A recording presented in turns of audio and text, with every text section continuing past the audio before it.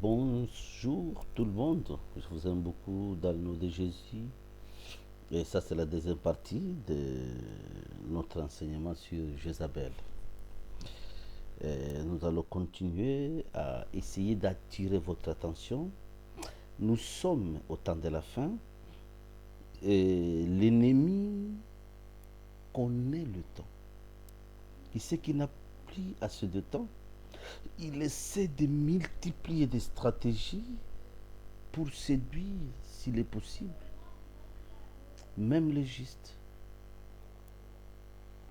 Et vous devez être à vos gardes. Nous sommes là pour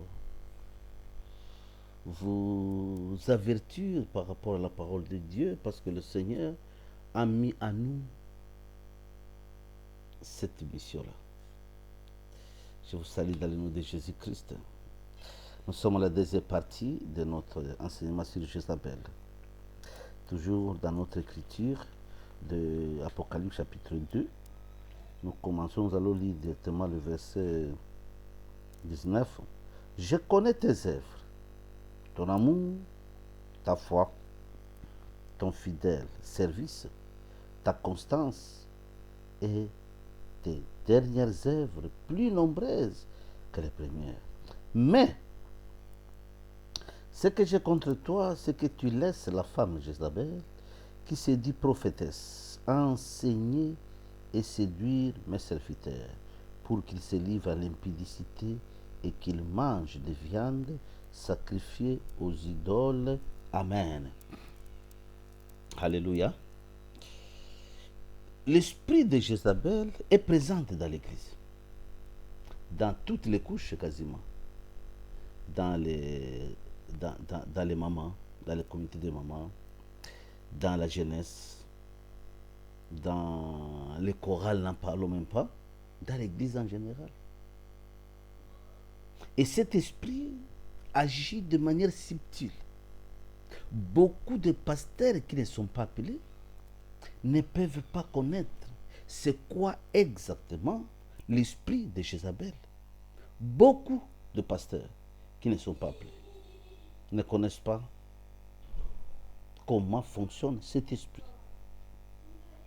L'esprit de Jézabel, premièrement, c'est un esprit d'impudicité dans l'Église. C'est comme ça que ça agit. Parce que l'impudicité, la Bible dit, tout péché que nous commettons, c'est en dehors de notre corps. Mais quelqu'un qui fait l'impudicité pêche contre son propre corps. Et la Bible dit, si tu es lié à un impudique, vous devenez même corps, même esprit avec lui. Tous les démons qu'il a ou qu'elle a sont transférés en toi par la relation sexuelle. Que faire face à cet esprit d'impudicité de Jézabel? J'ai dit dans la première partie que ne laissez pas la place à Jézabel dans l'église. Jézabel ne se convertira pas, détrompez-vous. Jézabel ne se convertira pas. Il faut chasser cet esprit-là. L'esprit de Jézabel, c'est l'esprit de maquillage. C'est l'esprit des ornements. L'esprit de corriger Dieu. Montrer que Dieu ne nous a pas bien créés. C'est un esprit de rébellion. Comment le pasteur ne réfléchit pas sur ça? Croyez-vous que Dieu est content quand les femmes se maquillent? Parce qu'il y a beaucoup de pasteurs, j'apprends, qui disent Dieu ne regarde pas ça. Dieu ne regarde pas l'extérieur, Dieu regarde l'intérieur. C'est faux. Lorsque Dieu parle du corps, le corps n'est pas intérieur. Le corps, c'est ce que nous voyons sur le physique. Et le temple de Dieu, c'est notre corps, pas notre esprit.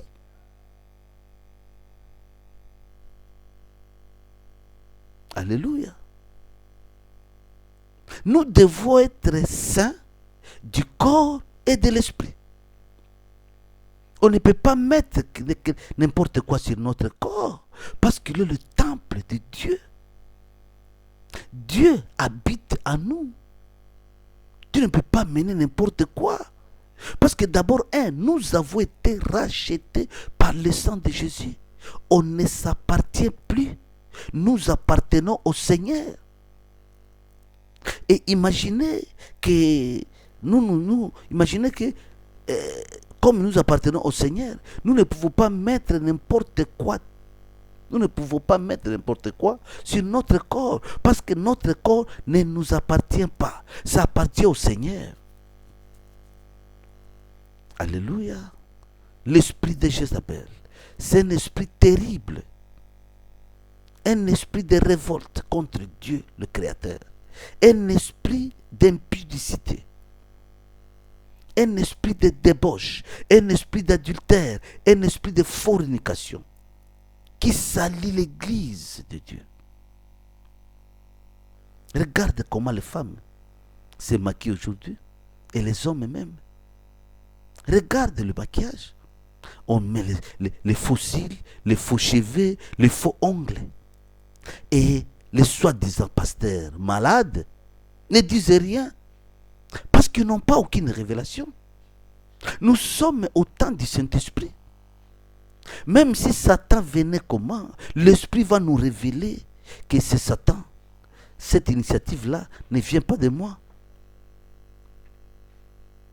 Le make-up, la figure est devenue un tableau de peinture.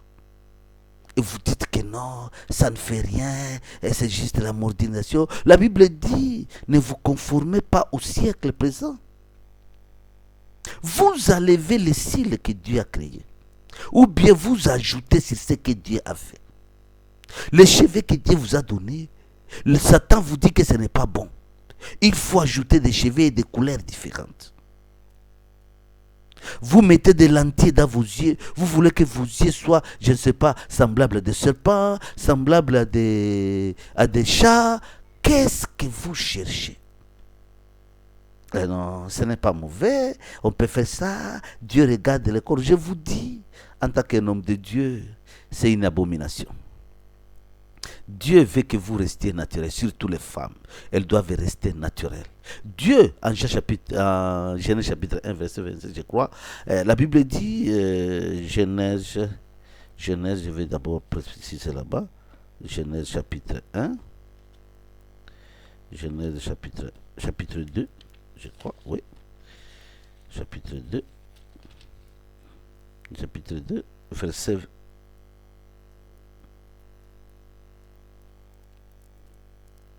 Genèse chapitre 1. Genèse chapitre 1, verset 31. Genèse chapitre 1, verset 31. Dieu dit, Dieu vit tout ce qu'il avait fait, et voici, cela était très bon. Ainsi, il y un soir, et il y un matin, ce fut le 6e jour. Tout ce que Dieu a créé, était très bon. Les yeux que Dieu t'a donnés là sont très bons. Les lèvres que Dieu t'a données là sont très bons.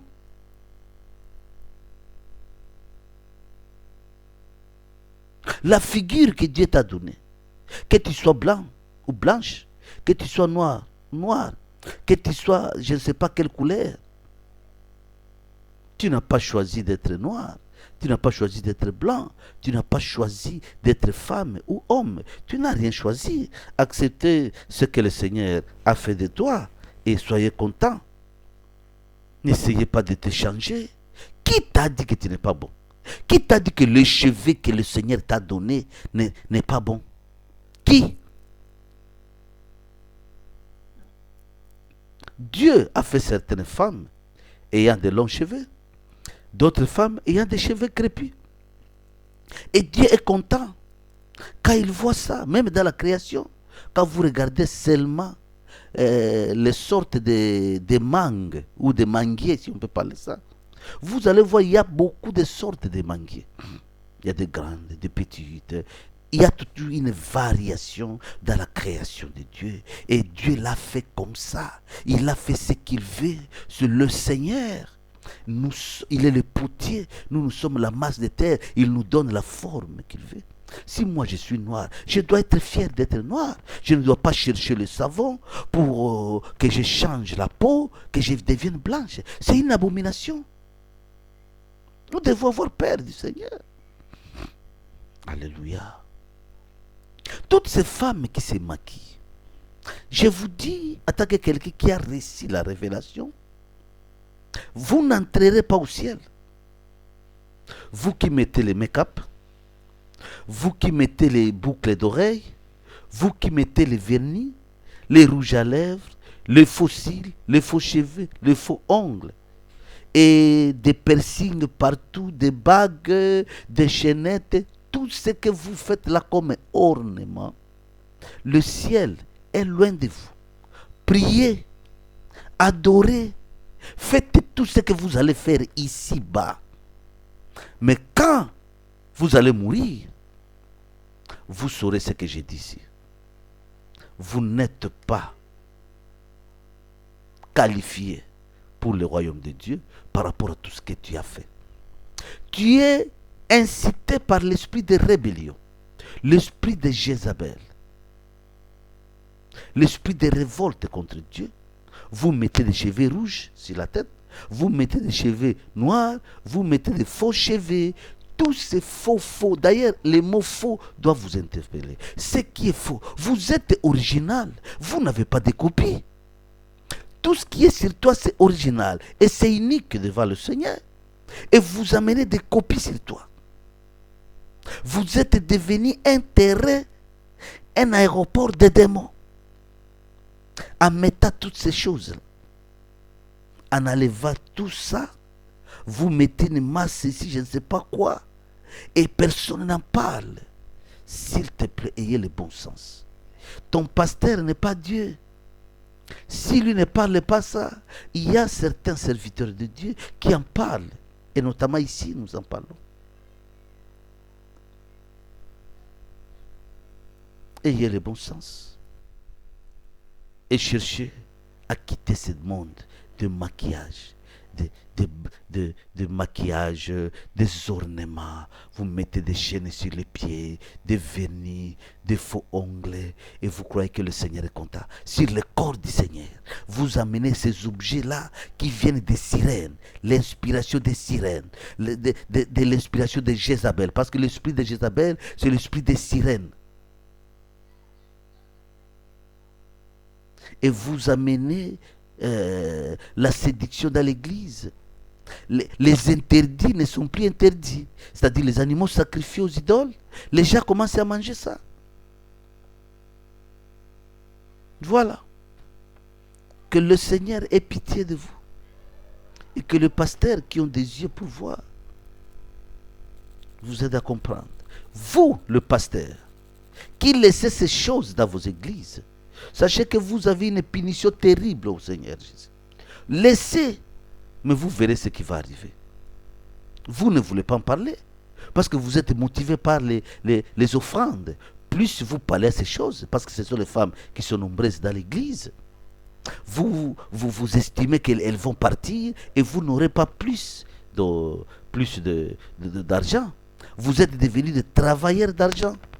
Écoutez, c'est ici, sur la terre, qu'il y a beaucoup de femmes dans l'église. Au ciel, il n'y a pas beaucoup de femmes. À cause de cet attachement aux choses mondaines, à cause de cet attachement au maquillage et aux ornements, vous voulez créer, vous voulez vous créer votre propre beauté, créer votre look, essayez de chercher comment vous serez belle. Toutes ces choses-là, vous cherchez à vous rendre belle pour qu'on vous aime.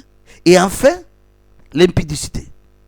Et quelqu'un m'a dit, non, moi je me fais belle pour que mon mari m'aime. Non.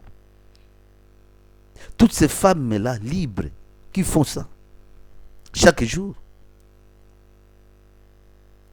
elles le font pour que les maris les aiment, non? Et si toi tu crois que pour faire ça, c'est ce qui va amener ton mari à t'aimer, lorsqu'elle va voir ça à d'autres femmes, il va suivre encore ces femmes parce qu'il aime, elle aime le maquillage. L'esprit de Jézabel. Combien cet esprit est puissant. Et même si nous parlons de ça, les femmes n'écoutent pas. Les femmes n'écoutent pas. C'est dommage. Qu'est-ce que Satan vous a fait, vous, les femmes? Si le monde aujourd'hui est devenu tel qu'il est, c'est à cause de vous.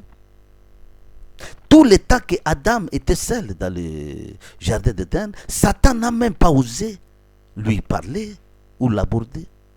Mais quand la femme a vu quand Satan a vu la femme, Satan a réalisé que cette fois-ci, je peux oser parce que c'est la femme. Et voilà, la femme a entraîné aussi l'homme. Combien de pasteurs aujourd'hui qui sont séduits par leurs femmes parce que leurs femmes mettent toutes ces choses-là. Il n'y a pas moyen qu'ils en parlent dans l'église et qu'ils mettent ça comme un ordre ou une discipline dans l'église. Ils ne peuvent pas parce que leurs femmes se maquillent, leurs femmes portent des pantalons, leurs enfants même mettent des mèches. Ils sont devenus comme des troubadours. Ils parlent, mais ces paroles n'ont pas la force parce que vos femmes le font. Vos enfants tous portent des pantalons et des maquillages. Vous ne pouvez pas parler de ça. Vous êtes faible. Dominé comme Akab avec Jézabel. Vous connaissez que Dieu interdit ces choses. Akab connaissait que ce n'est pas ça le culte de Dieu. Ce n'est pas ça. Mais il n'avait pas la puissance. Il était dominé. C'est aujourd'hui la même chose. Beaucoup de personnes sont dominées par leurs femmes de Jézabel qui sont pleines dans l'église. Et on accepte ça. Que Dieu vous aide à comprendre le danger qui vous guette. L'enfer n'est pas loin de vous, le pasteur, qui laisse faire le maquillage, qui laisse le maquillage dans l'église, les pantalons, même à l'Ancien Testament, et les habits. Vous parlez, vous n'avez aucune révélation. Vous n'avez aucune révélation. Demandez au Saint-Esprit, et il va vous parler. Nous sommes au temps du Saint-Esprit. Nous sommes au temps du Saint-Esprit. Demandez au Saint-Esprit. Vous n'avez pas l'état de prier. Vous n'avez pas l'état de demander à Jésus. Le rôle du pasteur, ce n'est pas de prendre seulement les mabunza, les offrandes, les 1/10 et toutes sortes d'actions de grâce. Non. Votre rôle, c'est de prendre la nourriture au ciel et d'amener ça aux fidèles pour qu'ils mangent la nourriture qui vient du ciel, afin qu'ils aient la santé et la connaissance de la parole pour entrer au ciel. Le rôle de l'église, ce n'est pas seulement de prêcher, de chanter, d'adorer et vous rentrer à la maison. Vous devez vous rassurer en tant que pasteur qu'aujourd'hui, si Jésus revenait, les gens qui sont ici présents iront au ciel. Mais ça ne vous dit rien. Vous ne priez pas. Comment? Vous n'avez aucune révélation. Pour toi, les pantalons, ce n'est pas un péché pour une femme. Pour toi, les maquillages, ce n'est pas un péché. Le make-up, ce n'est pas un péché. Les mèches, toutes ces choses-là abominables que les femmes mettent, pour toi, ce n'est pas un péché. Parce que tu es un aveugle. La Bible dit, si un aveugle conduit un autre aveugle, ils tomberaient tous dans le fossé. Le pasteur d'aujourd'hui, vous avez du pain sur la planche. Et le Seigneur vous regarde. Vous savez, l'écriture de Matthieu chapitre 7, verset 22-23, vous attend. Vous allez dire, Seigneur, on a prêché. Seigneur, on a fait beaucoup de miracles. Seigneur, nous, on a enseigné ton nom. Il y a ceci ou cela. Et Jésus vous dira, éloignez-vous de moi. Je ne vous ai jamais connu. Vous faites beaucoup de bruit ici. Christ ne te connaît pas. Le ciel ne te connaît pas. Tu n'as jamais été au conseil de Dieu. Si tu étais au conseil de Dieu, tu saurais qu'une femme ne peut pas porter des pantalons, qu'une femme ne peut pas porter des boucles d'oreilles, qu'une femme ne peut pas porter des habits sexy. Vous n'autoriserez jamais Jézabel à enseigner, à distraire, à séduire le serviteur de Dieu. Mais vous êtes un pasteur aveugle. Vous vous contentez de lire la Bible et de parler un long français, et le lingala, l'anglais, et vous faites beaucoup de bruit inutile. Tout ce que vous faites là, le ciel ne prend pas acte. Jésus ne te connaît pas. L'habillement descend. Et où? Dans votre église. Il n'y a pas. Les femmes s'habillent comme des impudiques. Quand vous entrez dans l'église aujourd'hui, vous plairez. Vous plairez comme Paul était tourmenté dans son cœur en voyant toutes les statues à Athènes. Il dit, mais mon Dieu, qu'est-ce qui ne va pas déjà avec cette idolâtrie accrue dans les sang même? C'est ce qui est dans l'église aujourd'hui. Vous entrez dans l'église, vous regardez, c'est comme si vous étiez dans une boîte de nuit ou dans un... On ne comprend pas. L'église de Dieu. Croyez-vous, serviteurs de Dieu, entre parenthèses, que si aujourd'hui on remonte le temps et qu'on mette là-bas prophète, Abigail, Déborah, prophète Déborah, qu'on la mette là, et qu'on mette Delilah, la femme de Samson, croyez-vous qu'elles vont s'habiller de la même manière? Il y aura toujours une différence. Dans tous les temps, il y a toujours une différence entre celui qui sert le Seigneur et celui qui ne le sert pas. Que vous mettiez Hilde ici, et vous mettez une prostituée comme la femme de Samson, il y aurait une différence. Il y aura une différence. Comment il n'y a pas de différence aujourd'hui? Les frères, les sœurs en Christ mettent les faux cheveux. Les sœurs en Christ mettent les faux ongles, mettent les faux cils, les cabellos, toutes ces choses-là. Les souliers en talons, portent les pantalons. Et les frères en Christ mettent aussi ça, des poudres, des make-up et tout ça. Et il n'y a aucune différence. Même vos cantiques aujourd'hui. Il n'y a aucune différence. Seulement le nom de Jésus. Non. Il n'en est pas question. Nous devons être différents du monde à tout point de vue. Très différents. Dans notre langage, dans notre habillement, dans notre comportement, dans notre conduite, dans notre manière de vivre avec les gens. On doit voir un peu. Témoignage, différence, on ne doit pas se demander. Quand on voit Jézabel, on sait qu'on a affaire à une prostituée.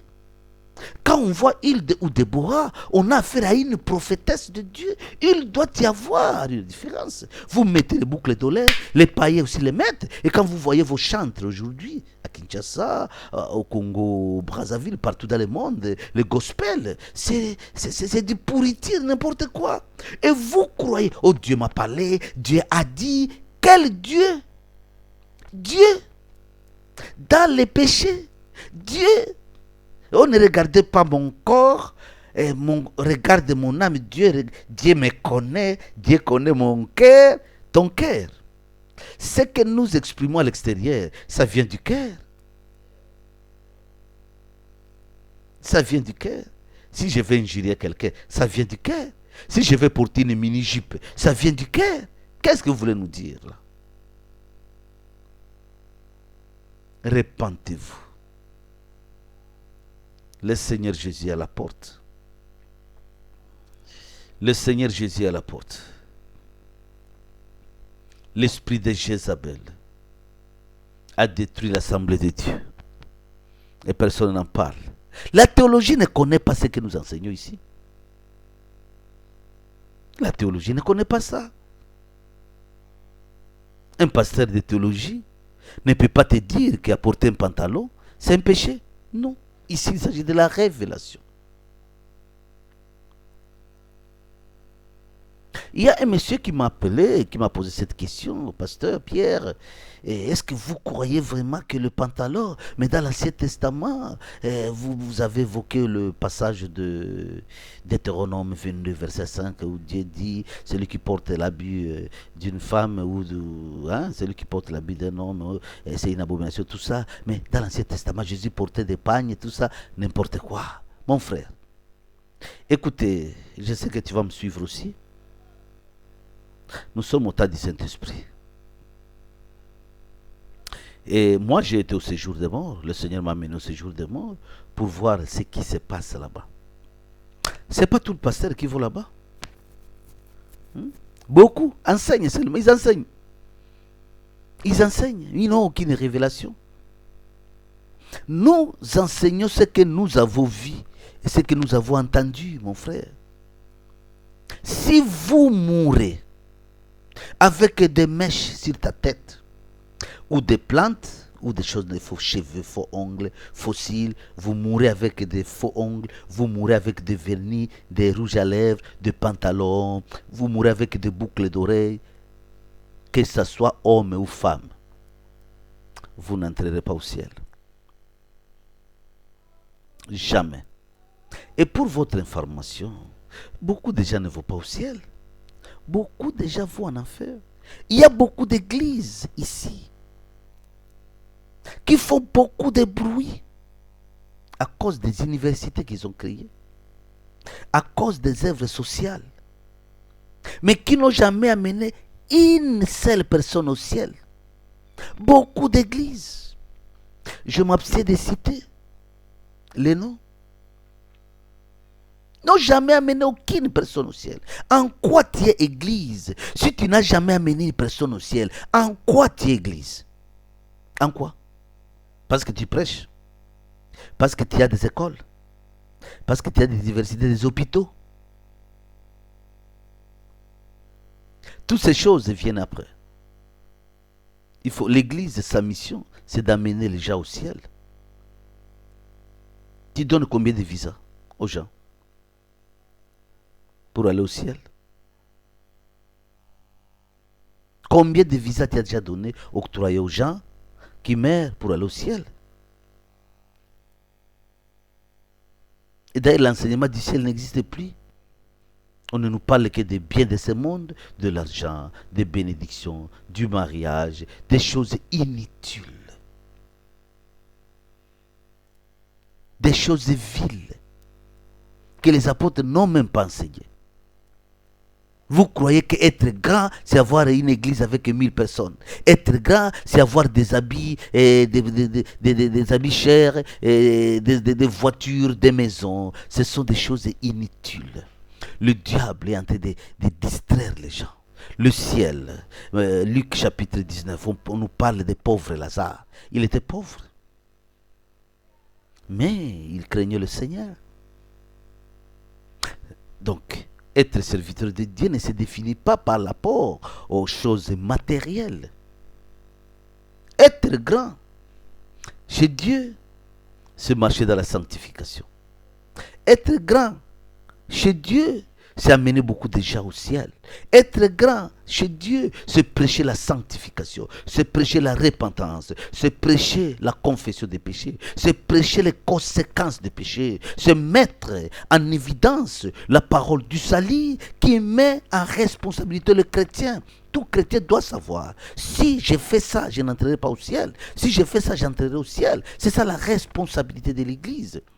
Montrer aux fidèles le danger qui les guette après la mort. Il faut que cela soit clair. Que ça mène. Nous devons, l'agneau doit être mangé dans son entièreté. Montrer les aspects différents de la parole de Dieu pour le salut. L'objectif est sur le salut en Christ. Ce n'est pas avoir de voiture. Paul avait laissé combien? Paul avait l'onction. Pierre n'en parle même pas. Mais Paul vous parle qu'il était dans la nudité. Il manquait même les habits. Il avait la famine. Paul, qui peut imaginer ça dans toute toute l'onction qu'avaient ces hommes-là? Vous aujourd'hui, si vous n'avez pas d'habits, vous n'avez pas de nourriture, vous dites qu'il faut une quoi?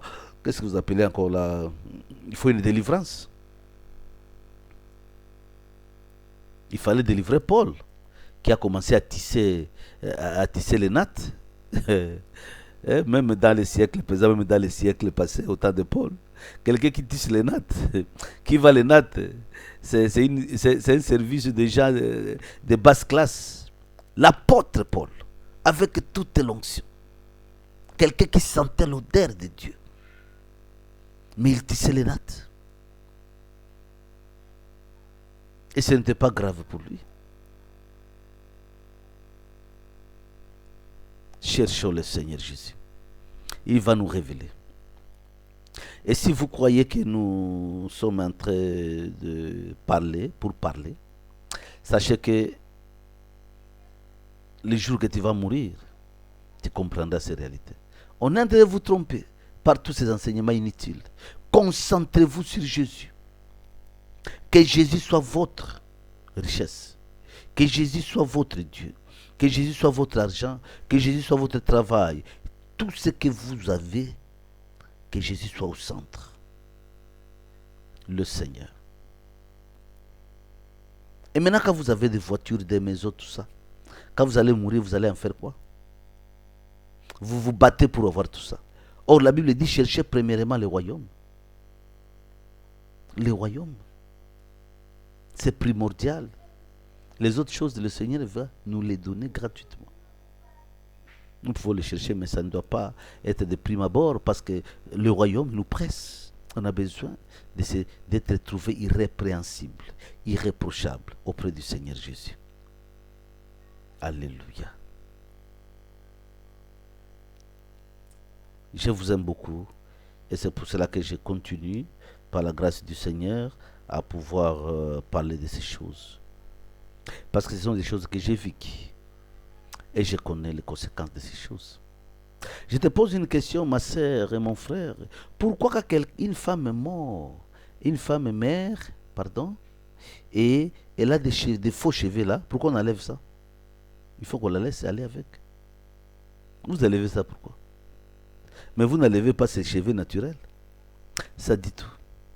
Et même si vous enlevez, ça ne fait rien. Parce qu'elle est déjà morte avec le cheveu là. Elle est partie avec ce cheveu là. Ce sont des divinités. Et on va terminer par un simple, pas un simple, mais la dernière écriture. Nous sommes en Genèse chapitre, ça c'est Genèse chapitre 35. Nous sommes en Genèse 35. Nous allons lire au verset 1 jusqu'au verset 5, je crois. La Bible dit ceci: Dieu dit à Jacob, lève-toi, monte à Bethel et demeure ici. Là, tu dresseras un autel au Dieu qui t'apparut lorsque tu fuyais Ésaü, ton frère.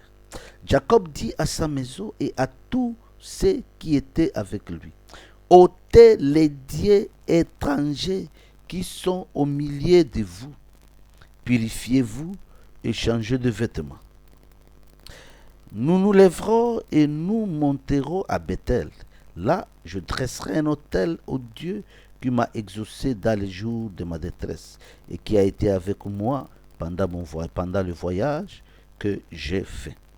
Ils donnèrent à Jacob les dieux étrangers qui étaient entre leurs mains et les anneaux qui étaient à leurs oreilles. Jacob les enfouit sous les térébinthes qui est près de Sichem. Quand nous parlons que les bijoux, les ornements, ce sont des divinités, ce sont des statues, des petits dieux, les gens ne comprennent pas. Ici, nous sommes en Genèse. Et Jacob, après avoir reçu l'instruction qu'il devait construire un autel pour Dieu, il dit pour sa maison et pour tous ceux-là qui étaient avec lui: ôtez les dieux étrangers qui sont au milieu de vous. Parce que Dieu, on ne peut pas s'approcher de lui tout en ayant des dieux étrangers sur nous. Notamment les bijoux, les fossiles, les faux cheveux, tous les ornements, toute cette technologie des sirènes que vous adorez, vous, surtout les femmes.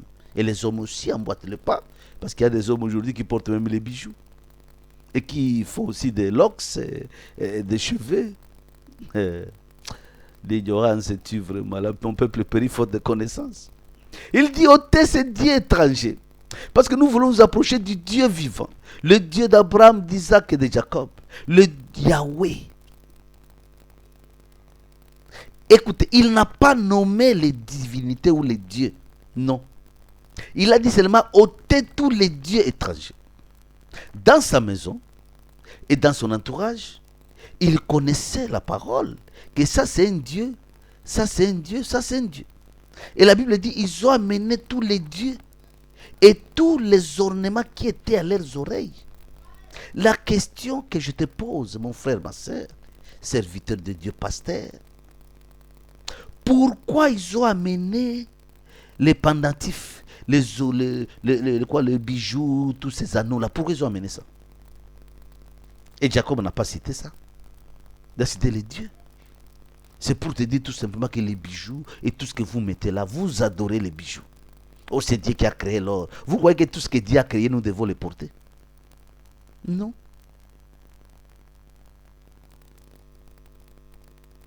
Alléluia. Et ils ont amené ces dieux-là. Donc, le bijou fait partie de Dieu. Tout ce que vous mettez aux oreilles, tout ce que vous mettez ici, même les anneaux de mariage. Qui vous a dit que pour vous marier, vous devez porter ça? C'est où dans la Bible? C'est où dans la Bible? C'est où? Que pour vous marier, vous devez porter des bagues. Qui vous a dit ça? Parce que la Bible, c'est la parole de Dieu. Nous sommes, autant nous devons vérifier toutes nos croyances. Pour ceux-là qui sont encore dans la croyance, nous sommes dans la foi. La foi, c'est différent de la croyance. Vous devez vérifier. Toutes les choses là qu'on nous a imposées parce qu'on n'avait pas encore la connaissance. Et quand on est enfant, on est exposé à beaucoup de choses et on comprend les choses comme un enfant, comme le dit l'apôtre Paul. Quand on est enfant, on raisonne en tant qu'enfant, on mange selon enfant, on s'habille selon enfant. Mais quand on a grandi, on laisse les habitudes des enfants. Nous avons atteint un niveau de connaissance et de révélation. Et nous comprenons beaucoup de choses. Ce n'est pas important. Les bagues de mariage. Qui vous a dit ça? Et vous amenez les femmes dans l'église, habillées par des robes que vous appelez, je ne sais pas quoi, robes de mariage, qui exposent les seins dans l'église. Et vous faites des langues dans l'église de Dieu.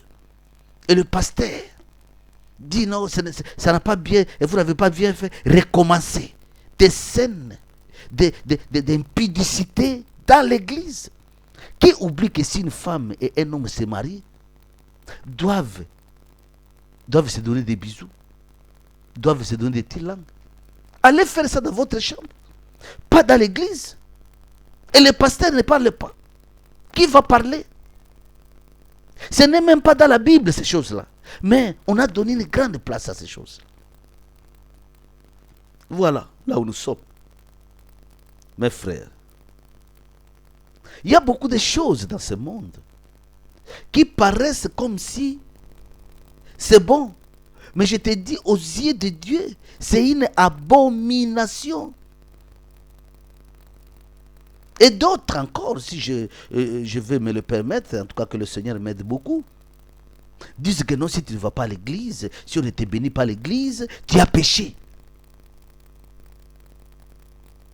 N'inventez pas les péchés. Quel verset qui donne l'autorisation à l'église de bénir les mariages? Quel verset? Vous croyez que c'est vous qui êtes remplis du Saint-Esprit par rapport au temps de Pierre, de Paul, de Jean et des apôtres? Même dans l'Ancien Testament, on ne voit pas quelqu'un se marier et aller à l'État ou à l'église pour qu'on bénisse ça. Vous croyez être vraiment plus spirituel que les apôtres qui sont les pionniers qui nous ont amené l'évangile. Mais bien aimés, c'est le moment que la révolte doit sonner dans nos cœurs. Je ne dis pas de ne pas aller à la commune, de ne pas aller à l'église. Ce sont des formalités. Et ce n'est pas un péché. Vous donnez la dot que la Bible exige. Vous prenez votre femme. Allez à la commune. On peut même vous bénir à la maison. Ce n'est pas seulement à l'église. À l'église, c'est un lieu où on prêche la parole de Dieu. Ce n'est pas pour venir faire des bruits et des cris inutiles là-bas à Longinaye, n'importe quoi. Vous chantez dans l'église de Dieu. Vous croyez que Christ est content de ça? Vous devez vous repentir. Le mariage normalement doit être béni à la maison. Si vous voulez, le pasteur vient là-bas chez vous, il prie pour vous, c'est fini. Ne perdez pas le temps de venir embrayer l'église. Nous avons besoin de la parole. Il ne faut pas mener beaucoup de distractions. On a besoin d'écouter la parole, de manger l'agneau. Pas nous amener des distractions. Le mariage, c'est la distraction. Les anniversaires sont des distractions. Dans l'église, des pasteurs qui célèbrent même le mariage dans l'église. Vous voyez comment vous êtes séduits? Jézabel, très active dans l'église. Elle a mené beaucoup de distractions. Joyeux anniversaire. Et une chanson qui n'est pas chrétienne. Et dans la Bible, nous ne voyons pas nous Paul, Pierre, Jean, Jacques, les pionniers, les Philippe, Étienne, faire des anniversaires. Même dans l'Ancien Testament, on ne voit pas. Et le prophète Élie faire fêter son anniversaire. Ésaïe, Moïse, Ézéchiel. Vous amenez n'importe quoi dans l'église. Vous amenez n'importe quoi. Vous manquez à faire. Le Saint-Esprit ne peut pas vous amener d'abord dans toutes ces distractions. C'est parce que l'Esprit, ce n'est pas là. C'est Jézabel qui gère l'église. Et voilà. Tout cela arrive. Et le péché est devenu au quotidien. On n'a plus peur. On ne prêche plus le péché. Quand vous prêchez le péché, on vous traite de quelqu'un qui condamne les gens. Il ne faut pas condamner. Nous tous, nous sommes des pécheurs. Vous tous, nous sommes des pécheurs. Nous tous, nous sommes des pécheurs. C'est ce que tu crois. Si toi tu es pécheur, tout le monde n'est pas pécheur. Il y a des gens qui vivent dans la sanctification et qui craignent le Seigneur. Que le Seigneur vous bénisse, qu'il vous protège. Soyez forts, résistez à Jézabel. Résistez à Jézabel, à toutes ces techniques, toute sa technologie, toutes ces stratégies. Résistez à Jézabel. La Bible dit, résistez au diable et il fuira loin de vous. Cherchez à connaître le Seigneur. Priez beaucoup, jeûnez beaucoup. Méditez la parole. Que votre cœur ait la soif du Seigneur. Et il va se révéler à toi. Cherchez donc le Seigneur. Et il va, avec persévérance, il se révélera à toi. Que le Seigneur vous bénisse dans le nom puissant de Jésus-Christ. Amen.